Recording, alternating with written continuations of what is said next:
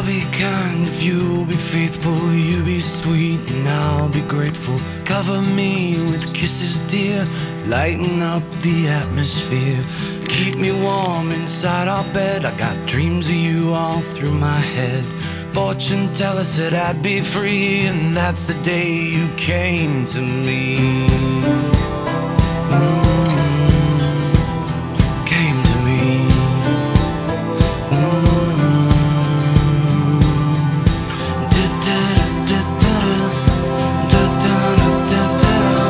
Come to me, my sweetest friend.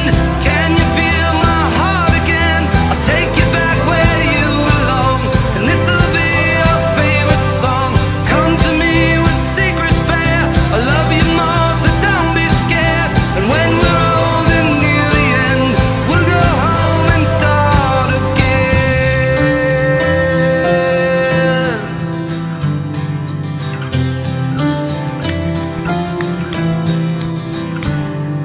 I caught you burning photographs like that could save you from your past. History is like gravity, it holds you down away from me. You and me, we both got sins, and I don't care about where you've been.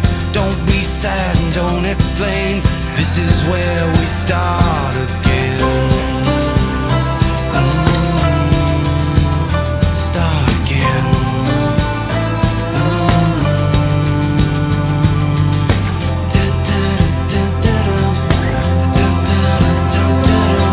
Come to me, my sweetest friend.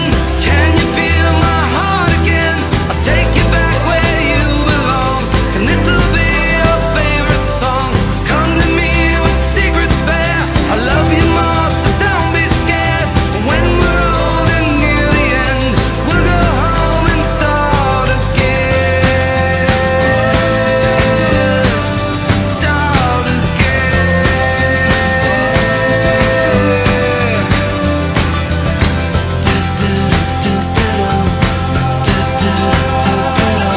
Today's the day I'll make you mine, so get me to the church on time. Take my hand in this empty room. You're my girl and I'm your groom. Come to me, my sweetest friend. This is where we start again.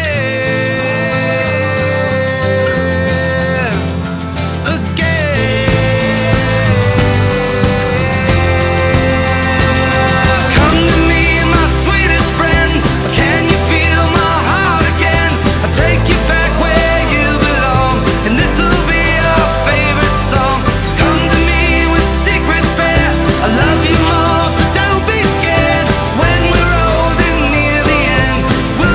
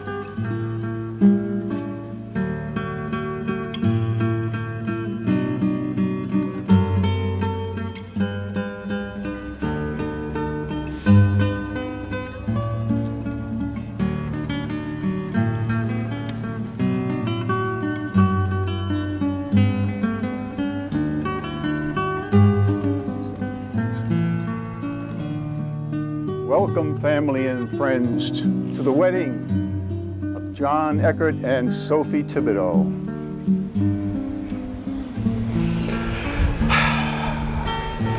Many of us, since we first learned of their relationship, have hoped for this day because John and Sophie seem so well suited to each other. John has served in the Peace Corps in Panama, teaching English. Sophie has volunteered as a nurse in Haiti, caring for the health of women and children. They both like sailing and skiing, which is good preparation for life with its ups and downs.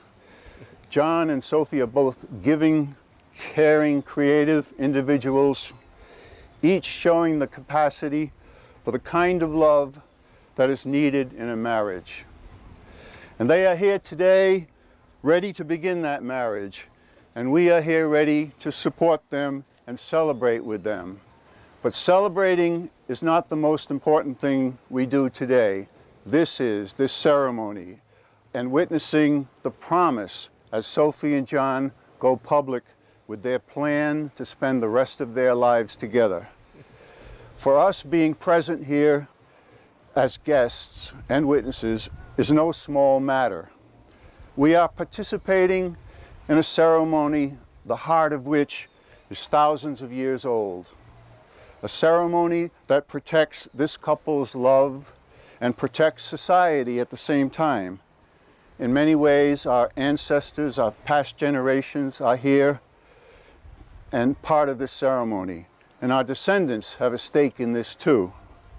So thanks to John and Sophie and the promise they are making today and we are witnessing today, it's not too much to say that we are all playing a role in making the world a better place. So let's begin with a reading from Sophie's friend Jessica.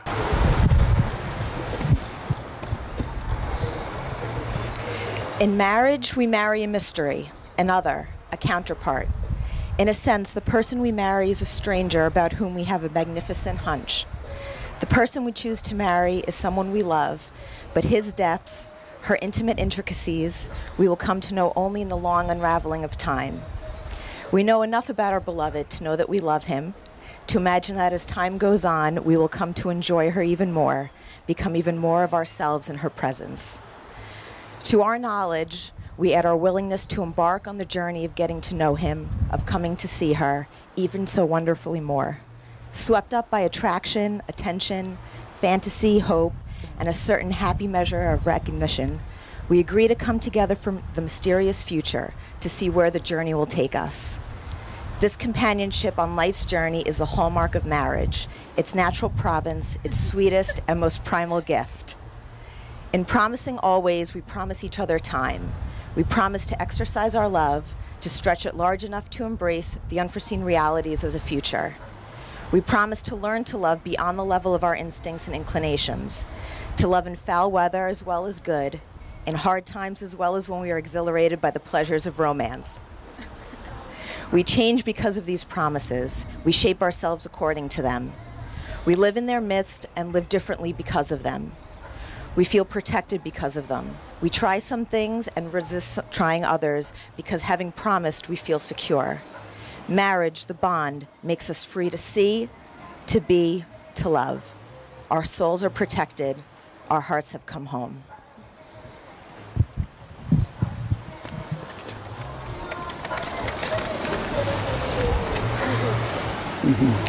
We'll now have a reading by John's godmother, Betsy.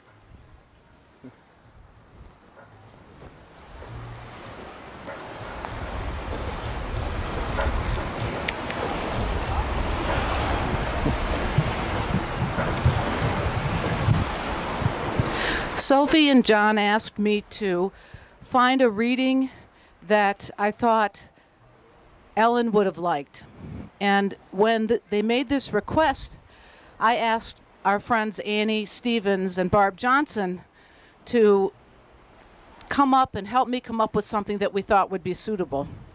Barb is a better researcher than either of us, and she found some really wonderful readings, and I gave them to Sophie and John, and this is the one they chose.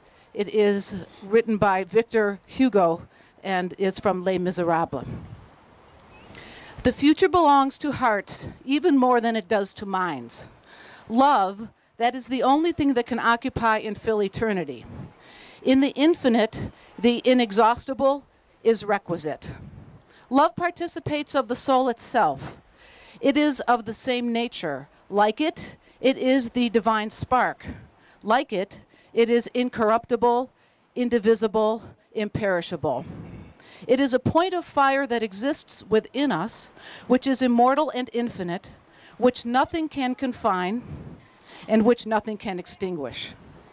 We feel it burning, even to the very marrow of our bones, and we see it beaming in the very depths of heaven.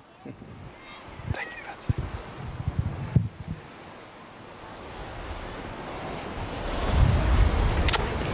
Thank you. Sophie and John, your choice of readings today shows you understand the magnitude and significance of the vows you are about to make. But before you publicly declare your intentions, let us take a moment, as we're required to do, to reflect on the many implications involved when two people commit to a lifetime of love. Today, your separate lives, memories, hopes, and trials are formally merged into one. Bring into this new life, each for the sake of the other, the best you can be. Then the love you offer each other will be strengthened and enriched. Understand that marriage is not about falling in love, but about being in love. A good marriage is about two people working together at being in love, working at it. Being in love requires giving, the giving of your joy, your passion, your respect, your fidelity, your patience, your understanding, your appreciation, your everything. Being in love means caring for the growth and development of each other. You marry not to possess each other, but rather to participate together in a common search for what the philosophers call the good and the beautiful. And that's how you play your part in making the world a better place. Now we're going to ask families and friends for their support for this marriage. Will you who are here present today surround this couple in love, offering them the joys of your friendship? Will you support this couple in their relationship? At times of conflict, will you offer them the strength of your wisest counsel and the comfort of your thoughtful concern? At times of joy, will you celebrate with them, nourishing their love for one another? If you will, please say, "We will." We will.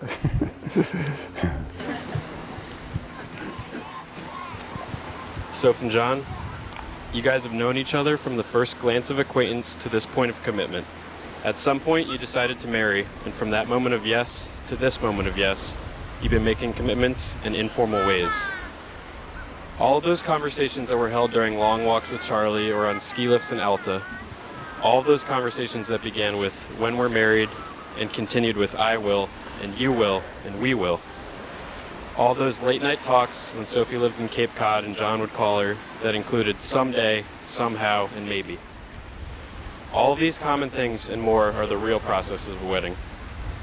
The symbolic vows that you've made are a way of saying to one another, you know all those things that we've promised and hoped and dreamed of? Well, I meant it all. I meant every single word.